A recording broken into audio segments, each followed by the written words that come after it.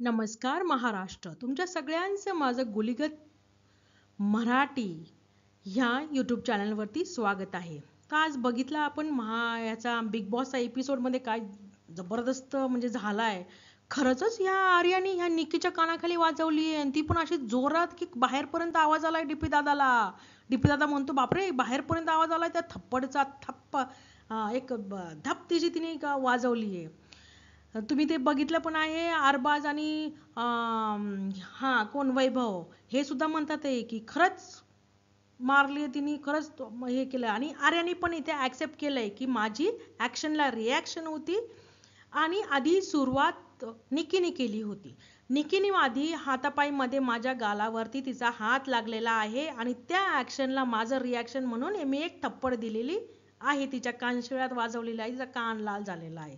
वा काय भारी झालंय आजच्या एपिसोड मध्ये. तुम्ही बघितलंच. तुम्ही हे पण बघितलं की निकी बाहेर आली आहे आणि रडत रडत आणि नाचत नाचत की मला एक तर हिला बाहेर काढा नाही तर मला बाहेर काढा. हिने मला थप्पड मारली आहे, हिने मला थप्पड मारली आहे. ओके, तुम्ही तर पहिल्यापासून बघितलंय की निकीने सगळ्यांना किती त्रास दिलेला आहे. किती म्हणजे किती कालच्या पातळीवर जाऊन ती बोललेली आहे सगळ्यांना. बरोबर. ते कधी ना कधी हे आज असं वाटत होतं निकीच्या वागण्यावरनं असं वाटत होतं हे कधी ना कधी ह्या बिग बॉस मध्ये होणारच होतं. कुणी ना कुणी कुणाचा ना कुणाचा पारा चढणारच होता. आर्या एवढी शांत मुलगी दिसते म्हणजे ती हमेशा हसून सगळ्यांना बोलतीये, हसून ती रिॲक्शन देतीये तिच्या हमेशा. म्हणजे तुम्ही तिला असं फार रागामध्ये बघितलं नसेल. पण आज तिला राग अनावर झाला, तिचा कंट्रोल सुटला आणि तिने निकीच्या वाजवली एक. बरोबर. तर आपण बघूया सविस्तर.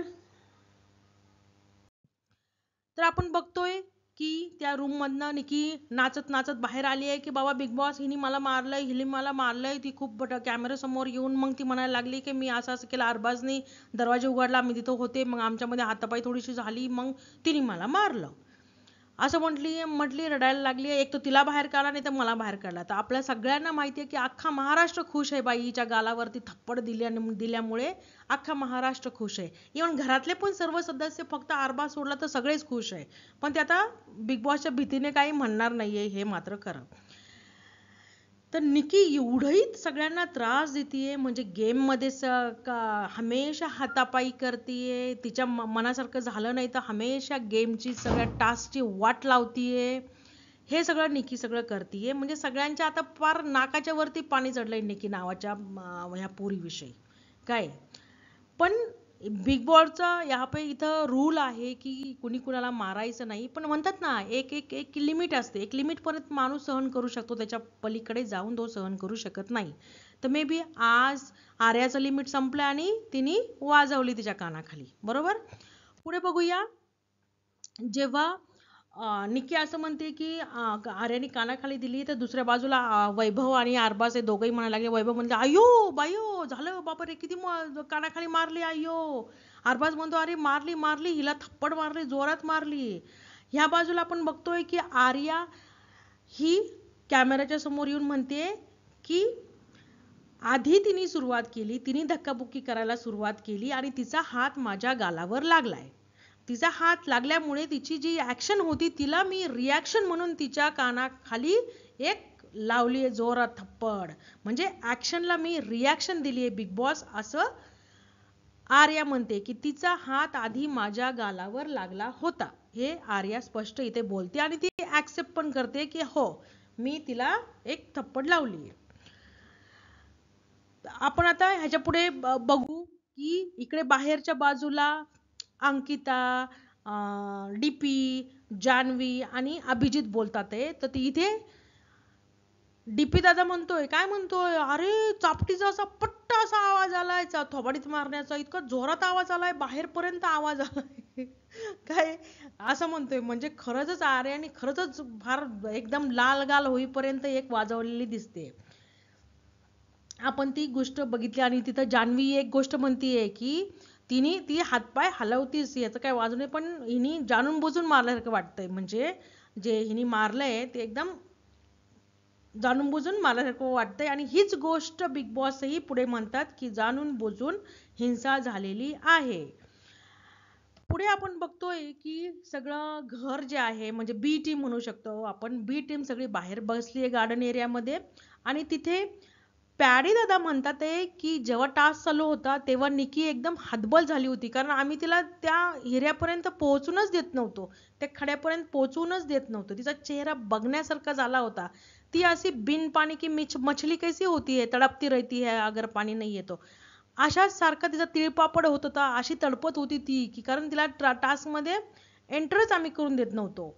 असा प्रकार इथे झाला. तर त्यावेळेस ही जी आहे जान्हवी जान्हवी म्हणाली, काय म्हणाली बघा, की जान्हवी असं म्हणाली की निकी जे आहे तिचा मला माज उतरवायचा आहे. काय आहे, निकीचा मला माज उतरवायचा आहे. ट्रॉफी नाही मिळाली तरी चालेल पण मला निकीचा माज उतरवायचा आहे. एकदम भारी वाक्य होतं, एकदम भारी वाटलं मला जान्हवीची. जान्हवी हो पुढे, आम्ही आहोत तुझ्या मागे.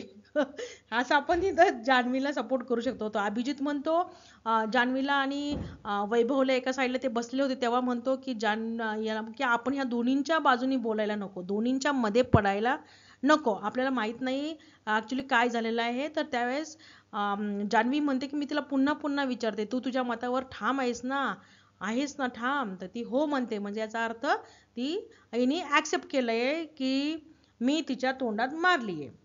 बरोबर. आता इकडे एका बाजूला निकी आणि अरबाज दोघं बेडवरती लेटलेले आहेत आणि तिथं निकी म्हणते की मराठी बिग बॉस मध्ये हे पहिल्याच वेळेस झालं असेल की कुणीतरी कुणाला मारलंय. पण ह्याच्या आधी पण एक कंटेस्टंटनी एकाला मारलं होतं, त्यावेळेस त्याला घराबाहेर काढलं होतं. तुम्हाला मला वाटतं दुसरा बिग बॉसचा भाग असेल तो, दुसऱ्या सीझन मध्ये होती कदाचित ही गोष्ट. येस. तर त्यावेळेस एका कंटेस्टंटला बाहेर काढलेला आहे. पण ह्या वेळेस तुम्ही बघताय की तर निकी प्रत्येकाला इतकं त्रास देतीये, सगळ्या महाराष्ट्राच्या मनात होतं की कुणीतरी हिला एक थप्पड लावली पाहिजे तेव्हा तिचं थोडस माज उतरेल असं सगळ्यांना वाटत होतं. आता आपण बघतोय पुढे हे तर बघितलं आपण, हे दोघं निकी इथं बोलताना दिसते तिला की कदाचित महाराष्ट्राच्या ह्याच्यामध्ये बिग बॉस मध्ये पहिल्याच वेळेस ही गोष्ट झालेली असेल. तिला माहित नाहीये, कदाचित आधी पण ही झालेली होती. आता इकडे काय करतात बिग बॉस सगळ्या घरच्यांना इथे बोलवतात लिव्हिंग एरियामध्ये आणि तिथे बिग बॉस म्हणतात की आर्या आणि निकी मध्ये आजच्या टास्क मध्ये जी धक्काबुक्की झालेली आहे त्याच्यामध्ये आधी निकीने आक्रमक होऊन धक्का दिला होता आर्याला. बघा पहिला हे म्हणतात आहे, कोण म्हणतात आहे की बिग बॉस म्हणतात आहे की आधी आक्रमक होऊन निकीने धक्का दिला होता, आधी निकीने धक्का दिलाय आणि त्याच्यानंतर मग आर्याने तिच्या कानशिळ्यात वाजवली आहे, तिच्या कानाखाली लाल केला तिचा कान असा. काय म्हणजे याचा अर्थ आधी निकीने सुरुवात केलेली आहे. तर ह्या गोष्टीवरती मला नाही वाटत की आर्याला बाहेर काढलं पाहिजे.